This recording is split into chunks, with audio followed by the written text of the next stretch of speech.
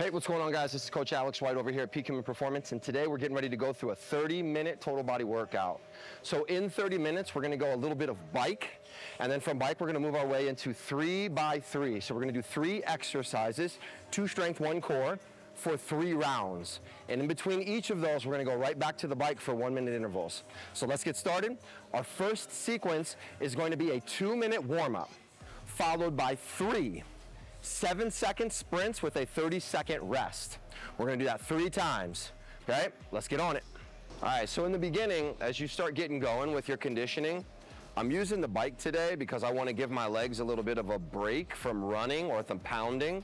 So I'm gonna use my upper body and my arms here in just a minute. And I wanna spend the first about 2 minutes, okay, the first 2 minutes getting my body warmed up to the motion. Once I'm done there, I'm gonna go through 3 speed intervals to spike my heart rate and then let it come all the way back down.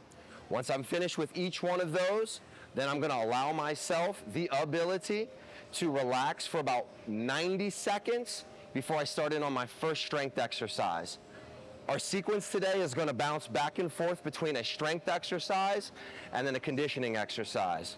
So let's get popping. So our first 3x3 today is going to be 3 exercises. The first 2 are strength. So the first exercise is going to be an RDL. We're going to use the dumbbells, hold them just outside of the thighs, hinge down past the knees, make sure that we keep the back nice and flat, squeeze through the glutes and hamstrings, bring ourselves all the way back up to the top. We're going to do that for 12 reps. As soon as we're done with that, we're going to go down to a half kneeling position. 1 knee down, 1 foot up. Single dumbbell starts at the chin and the chest. We take a breath in, exhale, press all the way up overhead. With control, bring it right back down. How you finish at the top with your hands like this or out here like this is totally up to you.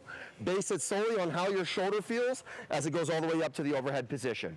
Our final exercise is going to be a double arm low hold farmer's carry. So we take those arms, we pull them straight back, we keep the chin elevated, and we're gonna walk down. I want you to do this for about 30 seconds or roughly 50 to 85 steps, somewhere in that range. Okay, by the time you bring yourself all the way back down, we'll put our weights down. That's our first round of 3. Then we head straight over to the bike for 60 seconds. Effort here is gonna be about a 7 out of 10. I don't want you to try and blow the roof off. I need you to work on keeping your heart rate elevated so that when we get off the bike, our heart rate is still up by the time we go back to our first strength exercise for the second round.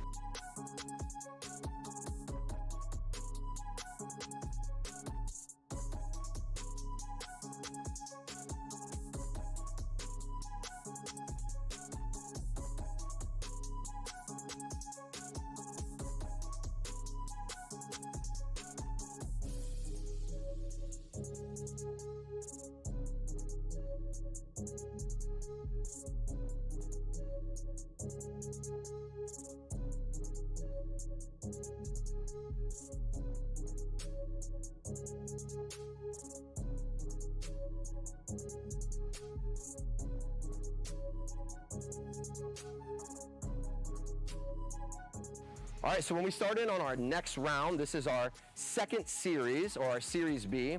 We're gonna be focused on, again, 2 strength exercises and 1 core exercise. So our strength exercise today is going to be a cross between a snatch and a swing, and we're gonna use the dumbbell for that. Now, one of the things you're gonna notice is that in the sequence, I put my free hand on my inner thigh or on my thigh to give my body a little bit of support. If you are somebody who traditionally has a little bit of back strain and pain, then this might be an appropriate exercise for you to leverage so that you can have a little extra stability. So in the exercise, we're gonna take that dumbbell, start it down low, right back through the hips, we sit down and back towards the heels, then we're gonna pop all the way through, all the way up to the top. Good rest at the top, then we bring it right back down. Good swing, good snap. We're gonna go 6 repetitions on each side. So I'll do all 6 on my right-hand side. I'll put it down on the floor, then I'll switch to my left-hand side, and then I'll start over on my left-hand side. Really important that we're not flaring our ribs here, that we're keeping the core nice and tight, that we let the shoulders sit all the way back down into the pocket before we bring it back down. Our second exercise is something I call a fireman's row. So we want to open up nice and wide like a sumo position. I'm going to take the back of my free arm and I'm going to rest that down on my thigh right here. It's going to allow me to sit down, and one of the things I want you to notice is the spinal position. I don't want to be rounded in this position here, so once I'm locked in, Now I'm gonna flatten my back out just as though I was gonna do a deadlift. From here, I can stay locked into the pole. I wanna hit 8 reps on each side. Switch, 8 reps. And then when I'm all done, I can go ahead and stand up. My third and final exercise is gonna be a double leg raise. So laying down on your back, your hands can go up near your head. If you traditionally have a little bit of arching in your lower back, you can also take your hands and place them underneath your glutes, as long as you are able to keep your hips tucked under and maintain that strong neutral spine. From there, both legs are gonna go straight up towards the sky, and then we're gonna lower them down as far as we can go towards the floor without letting our back arch up off the floor. We don't wanna build up any pressure on our lower back. So it's really important that we're able to maintain that hip tilt back, or called posterior pelvic tilt is what we're looking for. We'll go through 12 reps here as we lower the legs down and raise them back up. And then from there, we're right back onto the bike for 60 seconds.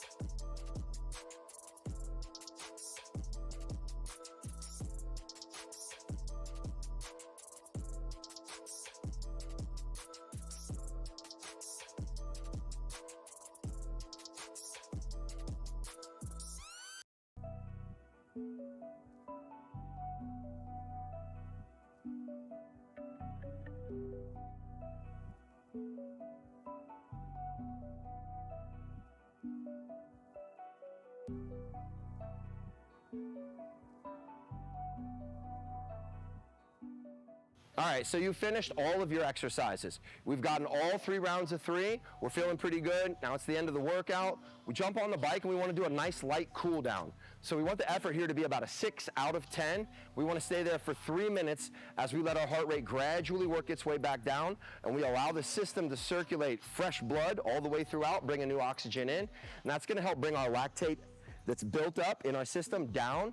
It's gonna help decrease soreness later on, and it's gonna help our repair throughout the day. So once you finish your full workout, it's great time for you to go ahead and sit down, stretch any core areas that are tight. Maybe you focus on your shoulders, maybe you focus on your hips, maybe you focus on your ankles. This is where it's important for you to understand your body and know what you need so that you can set yourself up for success. I want to thank you guys so much for joining me here.